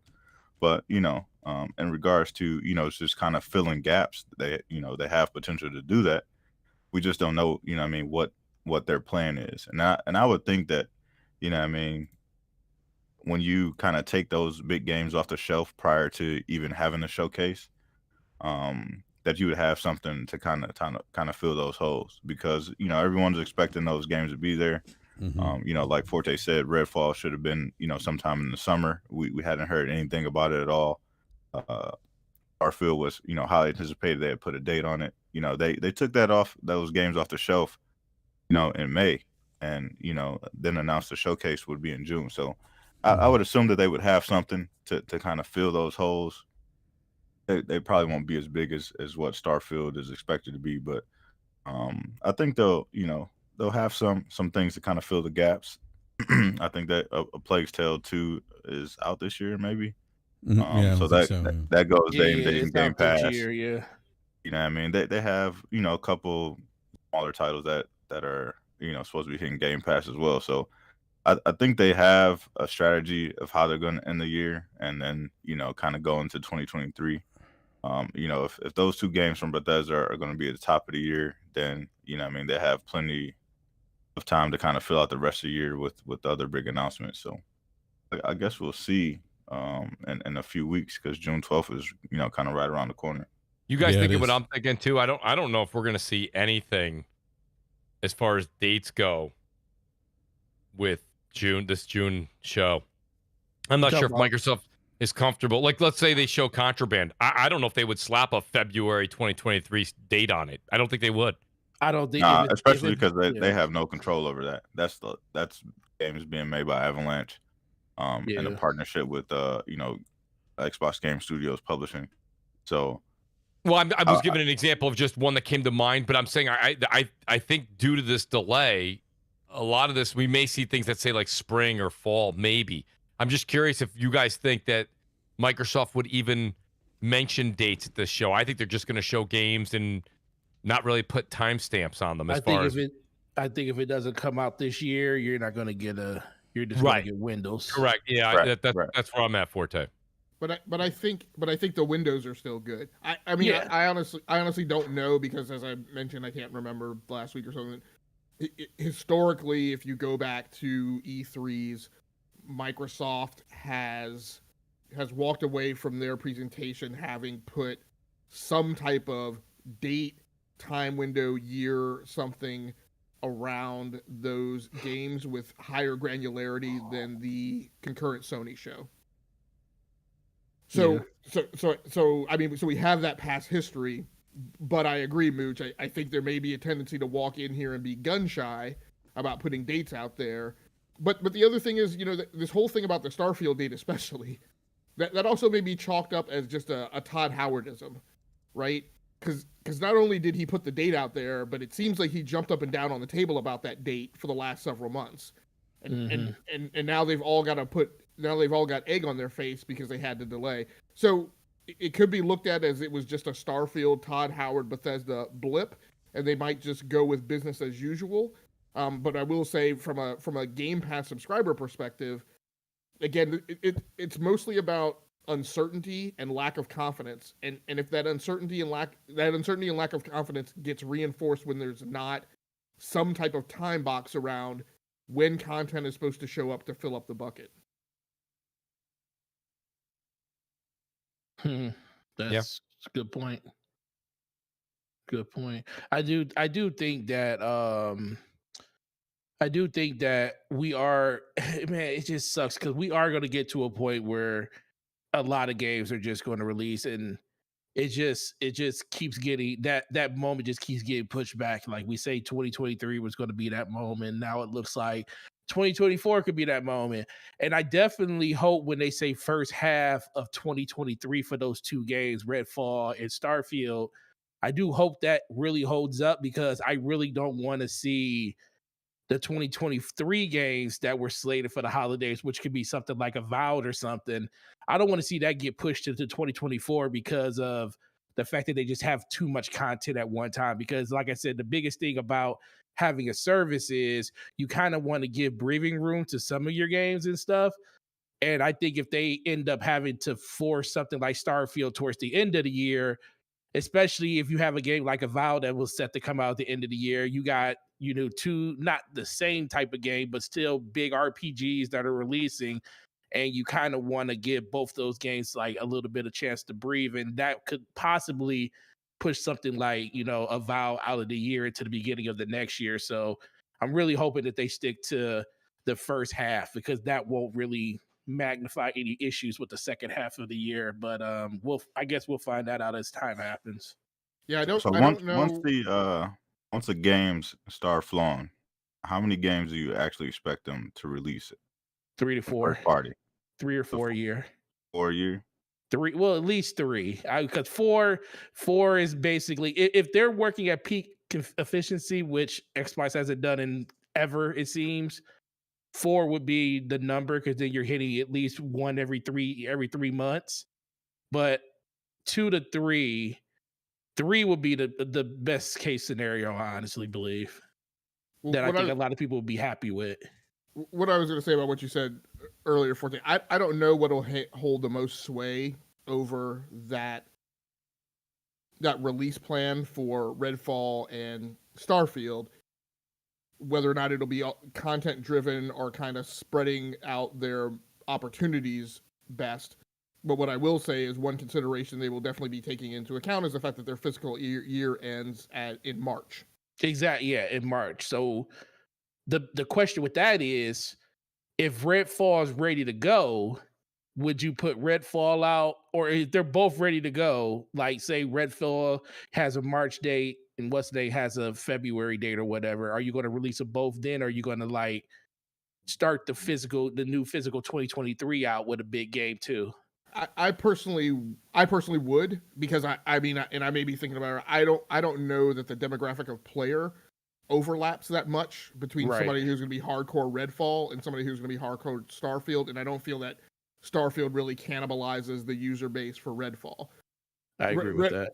Redfall's an incredibly risky play anyway. Yeah. It's just going to be interesting to see how it comes out. One of the things, though, back to what B Money was asking, what's going to be interesting too is to see. I mean, BRAP always goes back to this. How is Microsoft going to manage this behemoth number of studios that they have, and they haven't shown their capability to do so. One of the things that we always talk about that happens in software development with your typical average team, and so people who hyper focus on it tend to try and have processes that push back against it, is this notion that in a development cycle, let's say that we're operating we usually operate in 2, 3, or 4 week time blocks for development.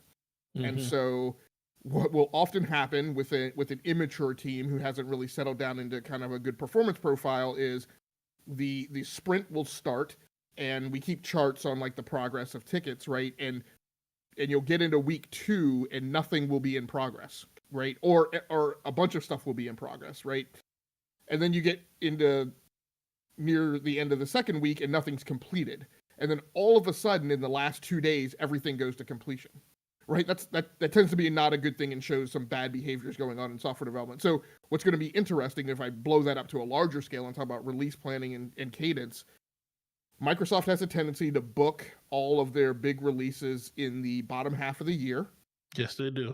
And now they're also going to be impinged by the fact that their fiscal year ends the first quarter of the next following calendar year. So it's going to be interesting how this plays out over time to see if what they get into is a bunch of bad habits with delays being potential problems, where things kind of do that full-blown whoosh, right, of a bunch of stuff dropping in Q1, right, of the following year. Because if you delay in the bottom half of the year, you're okay if you release in Q1 of the following year, because it doesn't impact your annual financials, right? Mm-hmm. But that could be a bad cadence that they get into, where a bunch of stuff comes out in all of 3 months of the year from, say, December to February. Yeah, that was kind of the unfortunate thing that kind of happened last year with Forza Horizon 5 and Halo all dropping within a month of each other. I don't think Microsoft has a big issue with doing that, but I do agree that was the biggest thing for me, because when you're talking about their financial year and stuff, that's where they announce it, and that's where you can kind of gauge like the expectations of where things are going to land at, when they talk about, how their projections for their quarters and stuff are going to go. And you could kind of, when they're talking about their different parts of the company, especially when it comes to the cloud gaming side of it, you can kind of glean like, oh, okay, so they must be thinking about having something really big coming out. Or you could kind of just gauge it's going to be a typical quarter for Xbox and for Microsoft. So I do think that these delays do more than just not hurt, but just kind of impact the way that the games are going to release. It is also just impacts the way that Microsoft financial reports are going to actually come out too.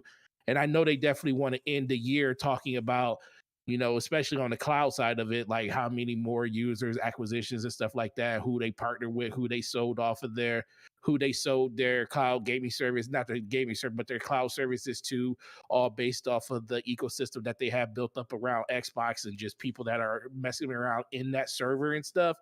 I think a lot of that stuff is all tied to gaming too. So it's just a matter of time. But I do think that these delays do nothing but kind of just push things back. And I just don't want to see them get into a situation where stuff that was supposed to come out this year impacts the stuff that comes out next year too. And I don't think it will, but that's just something just to think about. Yeah, let me grab the super chat here real quick, gentlemen. We have a Emmanuel Mbala with a $5 super chat. Thank you for that. Emmanuel says, I'd just like to know where all this faith in Microsoft comes from. What have they done to prove they deserve it? Hope, and more hope. Why? Oh, thank you for that super chat. the interesting thing around that. And I'm not gonna lie, and I'm not gonna lie to you, because I think this, especially for the Xbox community, people always talk about why people always try to defend Phil Spencer when it comes to the stuff that's going on with Xbox. And I do think part of it has to do with the fact that when Xbox was in its darkest point, he was the person that kind of pulled it out of the fire when it came to to Xbox almost getting severed away from Microsoft, because that was a conversation. That was something that actually kept coming up. We heard about this ever since 2009, 10, 11, 12, until they finally got that seat at the table. Has he done the greatest of jobs with the Xbox since he's had it? No, he could have done definitely a better job. But I do think people credit him just like we, give him all of the crap and they try to give him all the smoke when it comes to the direction that Xbox is in right now. People still give him a lot of credit for Xbox still being around, or at least being what it is today. They just want to see it grow into something that it's supposed to be, the promise that they were told ever since 2016. And they don't want to keep hearing Phil Spencer always apologizing for things that he has absolute control over. Now, granted, pandemic kind of hurt a lot of different things, but people are even tired of hearing about that. It's about actions. It's not about, words or anything anymore. But I do think that's why people consistently kind of defend it a little bit, because honestly, Xbox probably wouldn't even be here if it wasn't for the man that's at the top of it at the moment right now. Okay. Yeah, I mean, I think that's probably part of it, Forte. I think the other part is that people have put him on God Oh status, yeah. Well, that's yeah. Well, you got, those are the zealots. Those are the people that exactly. No, but, those are the, I mean, I think there's a lot of people that think just like I thought, but I don't think it's as many people that think on the zealot term. But the problem is when something goes wrong, you hear the zealots on one side get loud, but then the rest of the community that always says, well, we've been trying to tell y'all this for years, and they get vocal, and then it just gets vocal on both sides, and you just get this back and forth fight that really ain't gonna ever change anything, honestly. Yeah. All right. Well, people believe what they want to believe. That's what it is. Yeah. This is why I game on PC, because we don't have these problems, right? Game Logic? You have them over there too. Okay, yeah, we don't worry about exclusives. There's no such thing on PC. Exactly. Those, we don't have to worry about that. We just all your games belong to me. We just argue about CPU chips and GPUs and stuff like that. So y'all argue about the parts that go on your PCs. for everybody who thinks, I don't know, at least me, is throwing Phil out with the bathwater and totally denigrating his character. And just a reminder, right, from a historical context, right, Steve Jobs ran Apple after he was brought back for a number of years before you could really say Apple turned itself around and really became successful. So, I mean, history has examples of great leaders, and I do personally think Phil Spencer is a great leader. What I mentioned to the influencer who had all of her problems this week that she caused herself, what I'd said to her was, even great leaders, as my boss had a talk with me today, even great leaders have to make part of their business about gathering great talent around them, because they can't do the job themselves. And so, yes. I mean, part of what is happening at Microsoft is there's clearly a need for additional help with certain skill sets, right, somewhere in that chain of command, right, between Phil and the frontline developers who got hands on keyboard, right? Something in there is not what they need to fulfill the promise of a reasonably consistent production schedule and release cadence. So, all hopes that they figure that out. And I mean, if I was going to have faith in anybody, I mean, look, for the things that Phil Spencer says, his vision speaks far more so to me than Jim Ryan's. And so it's, at the end of the day, it's my Jim Ryan should just stop speaking, by the way. I'll just leave that. Someone needs to take Jim Ryan off the internet, but go ahead. No, I'm good. I mean, I canceled my PC Game Pass this week because it wasn't doing for me what I felt it needed to do for the $120 a year that I was putting into it. But full hopes that Microsoft figures this out. As I've said before, my biggest hope is that at the end of the generation we have 3 competitors at some reasonable degree of stratification or parity to drive competition. So this is not all about hoping that Microsoft is failing hard and gets out of the game. This is about wanting them to get to a point where they're competing and a lack of certainty as to whether or not that's where they are right now. Yeah, no, that's a great point. I mean, look, I think everyone on the panel, I mean, like, I know I've seen a couple people in live chat allude to the fact that we're hating on them. No, I think all of us want to see this. Well, I don't want to speak for everyone. Myself, I want to see this service really deliver the goods, right? Because there is tremendous value proposition in my mind. They start putting out games, and I think AAA games, that are of a high level of quality. And yeah, watch out, right?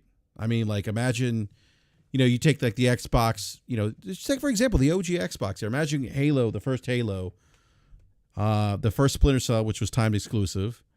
Jet Set Radio Future, Panzer Dragoon Orta, Jet Set Radio Future, Ninja Gaiden, Mech Assault, what else? Return of Castle Wolfenstein.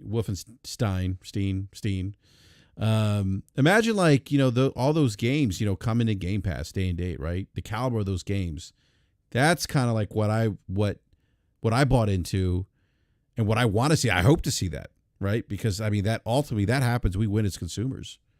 So I just want to make that point, too, because I think people often think that the criticism is just hate. No, I think it's more speaking from the perspective of, the consumer. And then I think, like you said earlier, too, Lodge, kind of that business side of things. So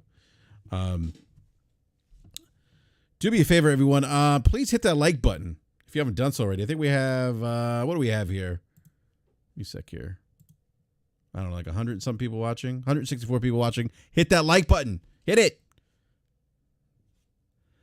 All right, guys. You know what? I did have one more topic, but I don't think we're going to get to tonight because it revolved around PlayStation 5, the PlayStation Plus games line. I guess maybe we can talk about that next week. Trash. Okay. Well, Forte thinks it's trash. No, it's actually pretty good. No, actually, it isn't bad, but I think maybe we should table that for next week because it is 10:48. BRAP does need to go to bed pretty early because I got to get up early tomorrow morning. And I know Mooch. You probably got to go to. You get up early, Mooch. You're an early riser, I think. Yeah, man. It's 6 o'clock, man. We got to get up at 6 here on the East Coast. It's funny. Shout out to Dark Optimus out there. Dark's having breakfast while I'm just wrapping up, work. So shout out to those West Coasters out there. Dark's getting home from a long night of partying hard in Hollywood, man. There's the classic Dark in the chat. He goes, "Don't tell me what to do, Brap." I love it. I tell your mom what to do. Chat. Oh, jeez. Well, I mean, I'm just saying. I mean, his mom's an easy person to get along with. I guess that's one way to save that. Nice work, Brap. That was nice. Shout out to a couple of Royal Boyles here too. Capone. A lot of great people. Great people here tonight, man. Awesome chat. A lot of great discussion going on. And, it was what we said earlier, right, Brap? I mean, that's this whole week. I mean, we'll have some of this as well on Crossfire and some other topics.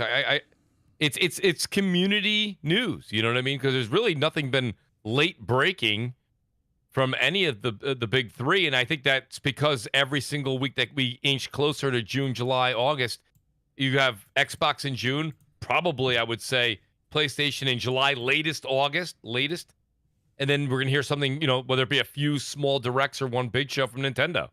So we're not going to get any big kind of breaking news, I don't think, from anybody in the next couple of weeks. So it's all community-based news, which it's still very interesting and great to talk about. No, absolutely. And, speaking of E3, I will actually not be around. I'm actually out of town the weekend. That's a travesty, Brap. Yeah, I mean, there's not going to be any BRAP that Wednesday because I'm out of town. We're going to going out of town to go visit the in-laws. So do that once a year. Just happens to fall on BRAP. So I'm going to try to watch E3 as much as I can. The E3 press conference, maybe I'll hop in on a Discord chat or something via phone, but probably won't be able to do a BRAP, unfortunately, unless I can figure out how to do it on my phone and maybe do like a video release or something. I don't know. But no, I mean, that's right around the corner. I mean, that's only a couple weeks away, 3 weeks away. So, let me grab the super chat. We got one more super chat from Emmanuel Mbala with the $2 super chat, who says, I lost the super chat. Oh, here we go. Stop talking about Phil. I'm talking about Xbox. Thank you, Emmanuel. Appreciate that.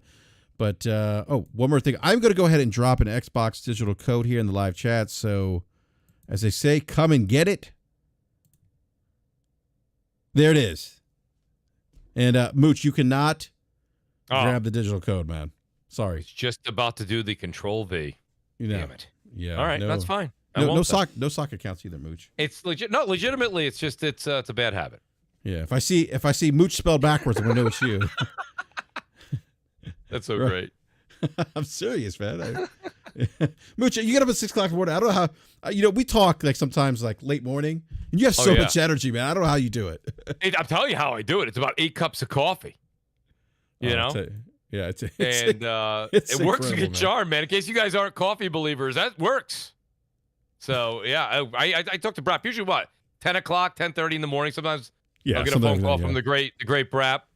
And I'm wired by that time, buddy. I'm on cup 6. We're good. Well, I tell you, people could listen to you, man, and our conversations.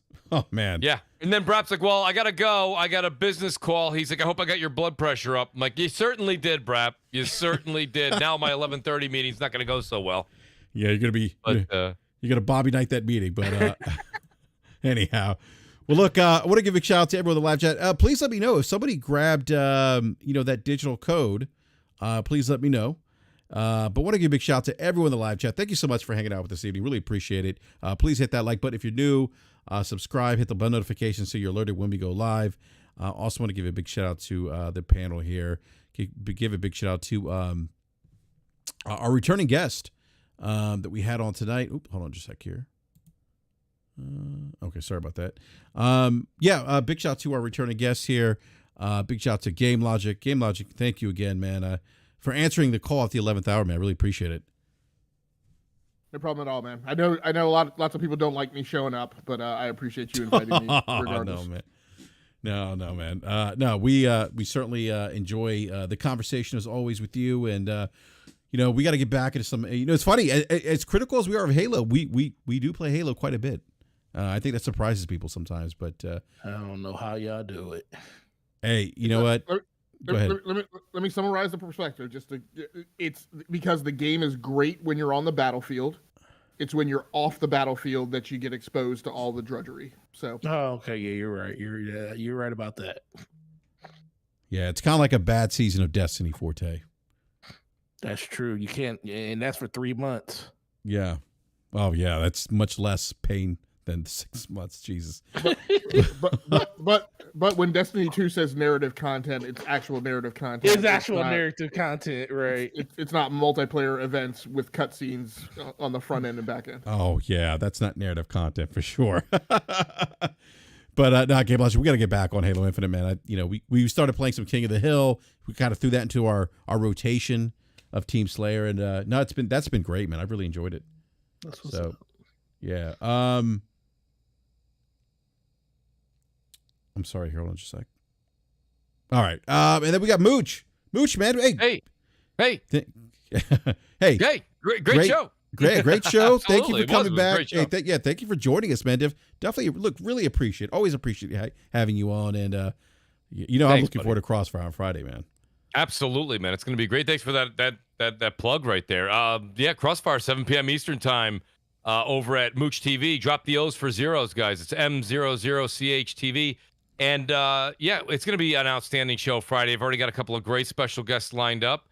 And we're going to get to the heart of a lot of what's going on in the gaming community. So, come on over, check it out. And, BRAP, thanks for having me. B-Money, Forte, Game Logic. Outstanding to be here with all of you fine gentlemen as well. And, guys, we'll see you Friday night. And, BRAP, thanks for inviting me tonight. Absolutely, man. No, thanks for joining us, man. And then we got the great gaming Forte.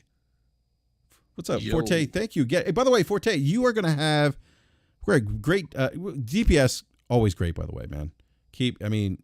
Great show. Seriously, you and Slimmo It's fantastic. Keep doing your thing.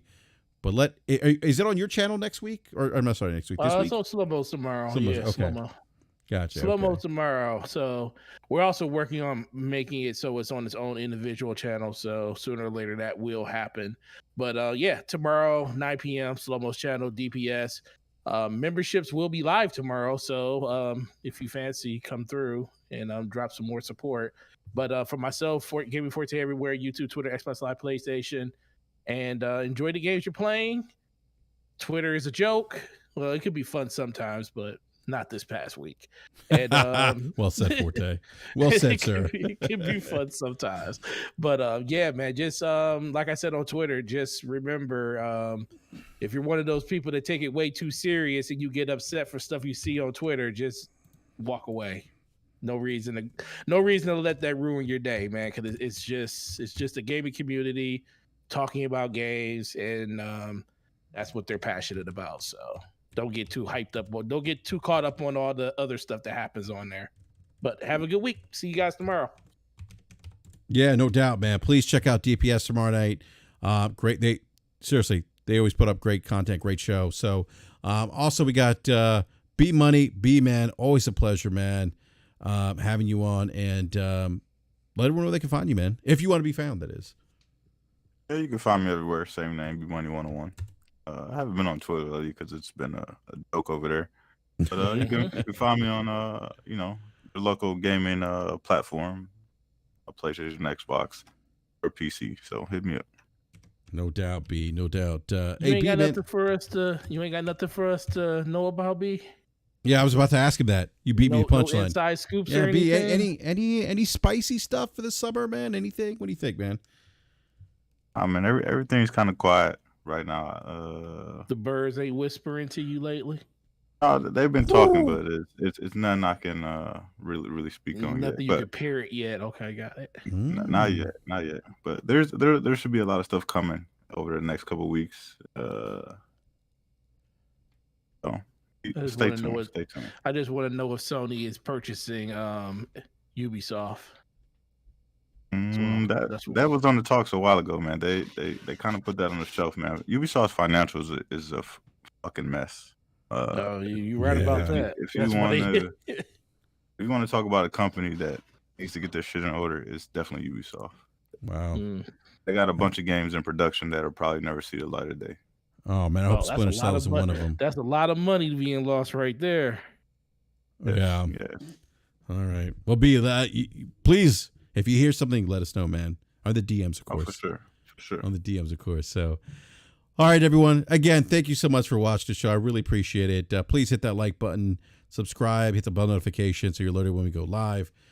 May do a BRAP Red maybe this weekend. I don't know. We'll see. But if not, hey, enjoy the rest of the week. Enjoy the weekend. Check out DPS tomorrow night. And Game Logic, you have a show as well, man. I don't know if you want to talk about that.